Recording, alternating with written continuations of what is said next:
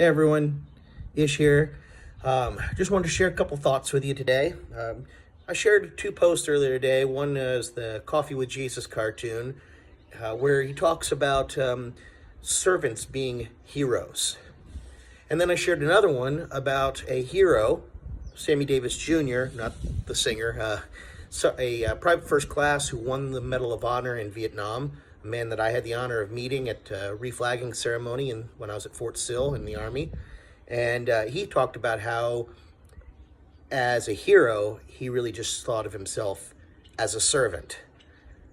And I think that's the thing, too, is when we think of heroes, we tend to think of, caped crusaders. We tend to think of dynamic duos and Justice League and things like that. And yet, a hero is someone who does what's needed to be done when it needs to be done, when no one else is willing to do it.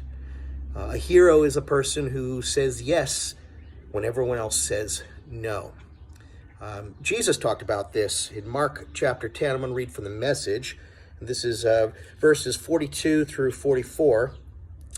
Jesus said, "You've observed how godless rulers throw their weight around.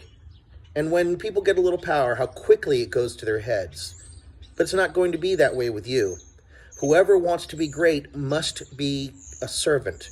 Whoever wants to be first among you must be your slave. That is what the Son of Man has done. He came to serve, not to be served, and then to give away his life in exchange for many who are held hostage." Jesus pointed out to us that we are called to serve and not to be served. And this is the time when a lot of people need help.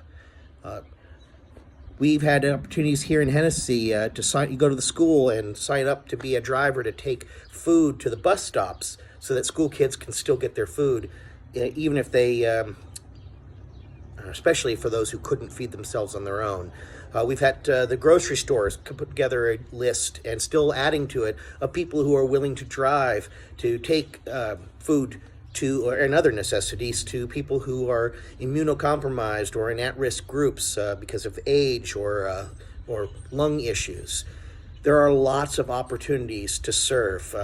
Susan Henry in our church came up with the idea of making signs that say "You are loved" and taping them to the outside windows of the nursing home so that people there, when they open their blinds, got a message of love, a chance to know that they are remembered and cared for.